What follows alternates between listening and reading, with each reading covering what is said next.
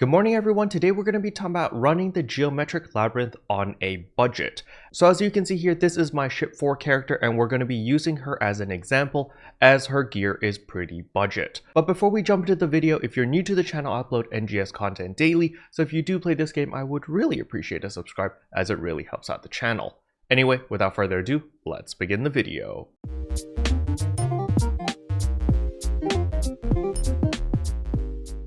Alright, so the very first thing I want to show off is my battle power. Battle power should be a really good ballpark indicator to see whether you are ready for the geometric labyrinth or not. You should be looking at around 2150. You want to be around that battle power, maybe plus or minus 10, and you should be able to do the geometric labyrinth pretty comfortably. But first of all, let us take a look at my gear. Now you can see here that I am using a relic dependence, but obviously I am extremely blessed and managed to get a relic weapon. Most of you guys will be using the Sanguine weapon or the Cuckoo Rosia weapon depending on what your preference is, but what I want to bring to everyone's attention is going to be your weapon potential. Please make sure that you do get it to potential level 3 at the very least, okay? And then for the augments, it's really up to you. However, for melee classes, I do recommend the following: Might 3, Didal Soul 2, Gigas Might 2, Alt Secreta 3, as well as Dreadkeeper 2. You don't have to go Alt Secreta 3. However, if you are planning to go Alt Secreta 2, I highly recommend going Mel Tech or Mel Range instead, because this gives you 1.75% melee and tech potency or melee and range potency, which is actually better than Alt Secreta 2, as Alt Secreta 2 only gives you 1.5%, and on top of that you also have the HP as well as the damage resistance penalty. While if you look at Mel Tech or Mel Range, there is no penalty, no downsides, and you gain more weapon potency. So those are the augments I would recommend on your weapon. As for your armors, I would recommend the following: Might 3, Didal Soul 2, Meltech 3, Gigas Might 2, as well as Dreadkeeper 2. You can see if I go to page 2, this gives me a total of 50 HP, 12 PP, 10.1% melee potency, and 1.7% tech potency. Now if you do go melee range, you'll get this 1.7% on the range one instead. And you can see over here that all 3 pieces of my armor are exactly the same, with the same augments all at plus 50. So all of this added together gives me 44.6% melee potency, 580 HP, 145 PP, 1.4k attack power, and 806 defense. However, there is something else that is even more important that will boost all of my stats, and that is food. So when we come to a Ryuker device over here, there is Cook Quick Food, and you can create a recipe. So over here I have 2 recipes. However, we're going to create a new one over here, and I recommend most people to actually use this recipe because it's very powerful. Alright, so the very first ingredient we're going to be putting in is going to be 1 crisp Retem mushroom. Then we're going to put 1 crisp Retem carambola, 1 rich Retem scallop, 3 rich Retem meat, as well as 4 crisp Retem meat. So you can see with the final product over here, this actually gives us 9.2% potency, gives us damage resistance 5%, gives us HP plus 5%, PP plus 10, potency to weak point plus 3%, and PP consumption minus 5%. I personally really like this recipe simply because it is the most balanced for my personal playstyle. However, let's say you don't want the PP consumption minus 5% and you want something else. You can change that quite easily simply by switching the type of meat. So over here, we were using the rich Retem meat, which actually gives reduction to PP consumption, but let us change it to, let's say, light Retem meat.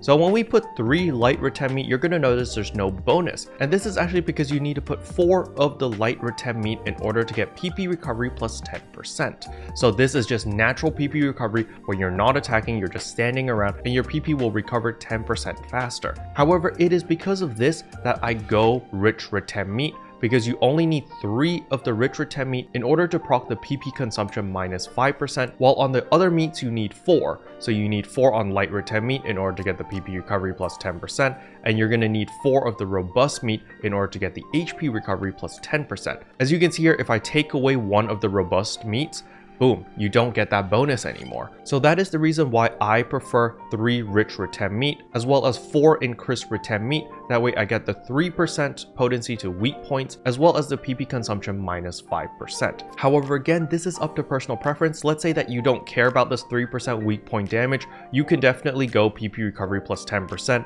or even HP recovery plus 10% with the PP consumption minus 5% if you want to do that as well. However, for my personal playstyle, this is the recipe I use. So just to go over the recipe one more time, that is 1 crisp retem mushroom, 1 crisp retem carambola, 1 rich retem scallop, 3 rich retem meat, as well as 4 crisp retem meat.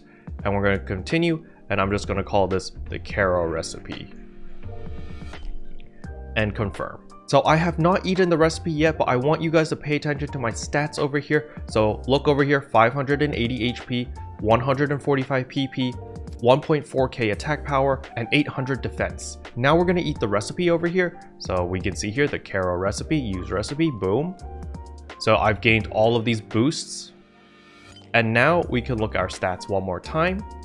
And look at that. Now we have 609 HP. We have 155 PP. We still have 1.4k attack power as well as 800 defense. However, don't forget we have this 9.2% potency on top of our 44.6%. So when we add that together, we actually get 53.8% melee potency. Now keep in mind this 9.2% potency is for all potency, but since I am a katana braver and I do not multi-weapon a bow, I'm just purely katana only, which is why I am only taking into account my melee potency. However, if you do utilize different damage sources, then of course you can take all of that into consideration as well. So now I know a lot of you guys are probably asking, Kero, where do I get the carambola? Where do I get the scallops? Where do I get the crisp mushrooms?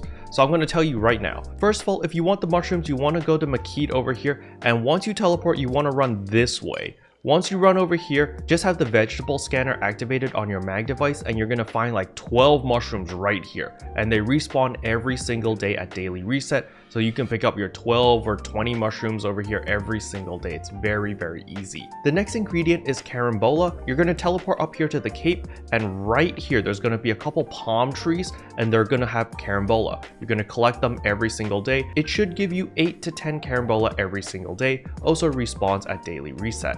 As for the scallops, you're simply going to teleport over here to the lowlands, and you're going to go to this pond, and this pond. And they're all going to have scallops in them. Again, you can just turn on the mag device to scan for seafood, and you'll find them. Now for the last two ingredients, which is rich retem meat as well as crisp retem meat. Simply, again, in lowlands, while you're collecting the scallops, there's going to be camels, just take them out, as well as a bunch of other tames, also take them out. If you want more, you can always come down here to the coast and follow the coastline all the way around here. There's a bunch of seals as well as camels, as well as hippos, and you just take all of those out and you will get a bunch of crisp and rich retem meat. And by utilizing this recipe, you'll gain a bunch of extra food boost effects over here, which will make your life a lot easier in the geometric labyrinth, as well as purple triggers or anything that requires combat related stuff. This is definitely really nice. I personally value the PP consumption minus 5% a lot because it allows me to spam one more Lotus Lightning as my PP is 155 here. So for my friends who forgot how to use the mag scanning device, you simply press Y on your keyboard to open up this menu, go to active sonar target settings, and you simply take whatever you want to scan. So if you're picking up seafood, for example the scallops, you want to take seafood, and your mag device will start scanning for seafood if there's any close by. If you want vegetables, for example those mushrooms, you can scan that. And if you want to find the carambola fruits, you can take that as well. Now, of course, you can also take tames if you're just looking for animals. I usually like to focus on one at a time. I usually don't take all four because then my scanner just goes berserk and it's just always pinging and drives me insane. So I usually take one at a time. Now for my fellow console players, how do I get to that menu? You press escape over here, you go to gear/sub palette, and right here under mag is the same option. Now there is another way to get there even faster on console, and that is editing your quick menu over here. You can now edit and have different customized layouts over here. So when we go to customize layout over here, when I click on this, you can actually edit it, and you could go add item over here, scroll down, and you will see mags right here. So you can add this into your quick menu over here so that you have very easy access to the mag device. Instead of going to your menu, going to gear subpalette, and then going to mags, you can simply just click one button and boom, it'll be right here in this list, which is much easier. So in conclusion, before you run into the geometric labyrinth, I do recommend hitting around 2150 battle power. That is my personal recommendation on how much battle power you should have before jumping into endgame content.